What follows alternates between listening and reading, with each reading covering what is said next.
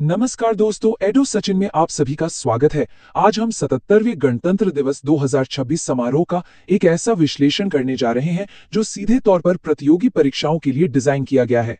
हम सिर्फ उन्हीं जरूरी फैक्ट्स पर फोकस करेंगे जहां से सवाल बन सकते हैं। तो चलिए इस साल के समारोह की मुख्य बातों को समझना शुरू करते हैं। तो इस सेशन का मकसद बिल्कुल सीधा और साफ है। आने वाली परीक्षाओं के लिए जितने भी जरूरी तथ्य हैं उन सबको समेटते हुए एक तेज और असरदार रिवीजन करना। तो बिना कोई देर किए चलिए शुरू करते हैं। आज हम 5 हिस्सों में इस पूरे टॉपिक को कवर करेंगे। सबसे पहले देखेंगे मुख्य आयोजन और विषय क्या थे, फिर सैन्य प्रदर्शन की हाइलाइट्स, उसके बाद सांस्कृतिक विरासत और जन भागीदारी पर बात करेंगे, फिर विजेताओं की पूरी लिस्ट देखेंगे और हाँ, सबसे आखिर में एक क्विक रिवीजन जरूर करेंगे। चलिए शुरू करते हैं हमारे पहले सेक्शन से, प्रमुख आयोजन और केंद्रीय विषय। देखिए, सबसे पहली और सबसे बेसिक जानकारी, 77वां गणतंत्र दिवस कब? 26 जनवरी 2026 को। कहाँ?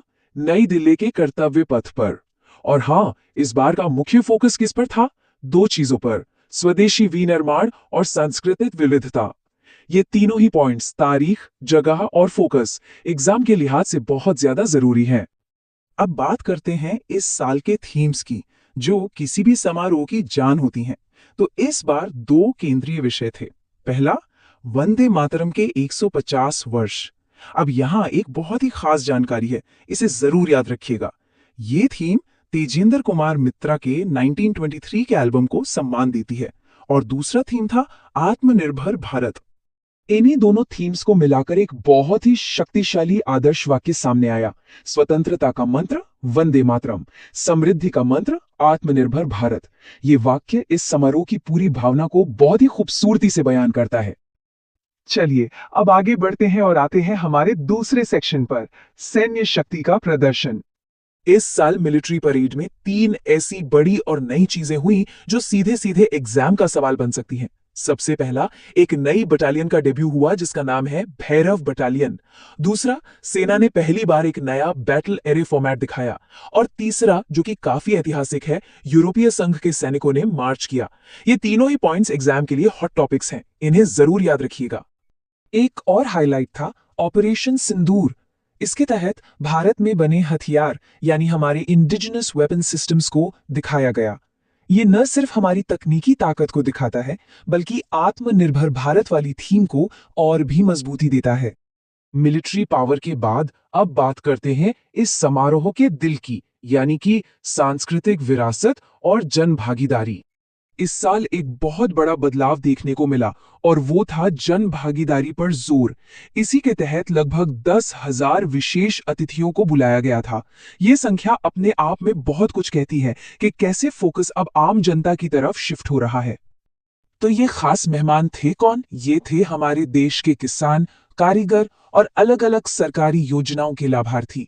ये कदम वीआईपी कल्चर से हटकर आम नागरिकों को सम्मान देने की दिशा में एक बहुत बड़ा और सकारात्मक बदलाव है।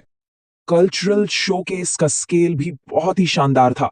राज्यों, केंद्र शासित प्रदेशों और मंत्रालयों की तरफ से कुल 30 झांकियां पेश की गईं और इनमें 2,500 कलाकारों ने हिस्सा लिया। ये आंकड़े भारत की अद्भुत विविधता को दर्शाते हैं।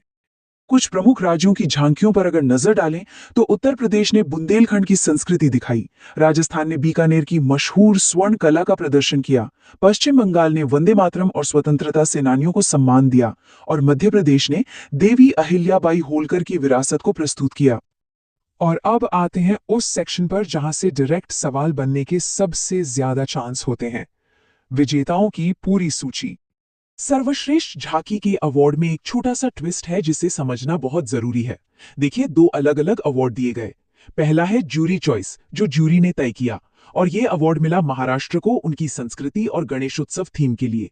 और दूसरा है पॉपुलर चॉइस, यानी लोगों की पसंद, और यह अवार्ड जीता गुजरात ने अपनी आत्मनिर्भरता की थीम के लिए। दोनों को अलग अलग याद रखना है। दूसरी कैटेगरीज के विजेताओं को भी देख लेते हैं। सर्वश्रेष्ठ केंद्रीय मंत्रालय का अवार्ड मिला संस्कृति मंत्रालय को, सर्वश्रेष्ठ मार्चिंग दस्ते का खिताब जीता भारतीय नौसेना ने, और सर्वश्रेष्ठ सीएपीएफ यानी सहायक बल का पुरस्कार दिल्ली पुलिस को मिला। और अब आ गया है सबसे जरूरी हिस्सा, यानी कि परीक्षा से पहले एक फटाफट रिवीजन। चलिए 5 सबसे जरूरी फैक्ट्स को जल्दी से दोहराते हैं जो आपको बिल्कुल नहीं भूलने हैं। पहला, थीम थी वंदे मातरम के 150 वर्ष। दूसरा, मुख्य अतिथि थे यूरोपीय संघ के प्रेसिडेंट एंटोनियो कोस्टा और उर्सुला वॉन डेर लेयन।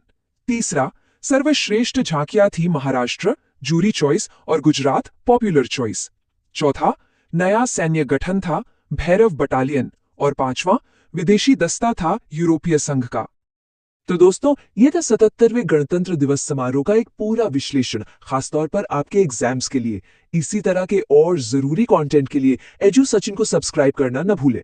और जाते जाते आपके लिए एक सवाल, आपको क्या लगता है भविष्य में गणतंत्र दिवस समारोहों में जन भागीदारी की सोच को और कैसे मजबूत और सार्थक बनाया जा सकता है?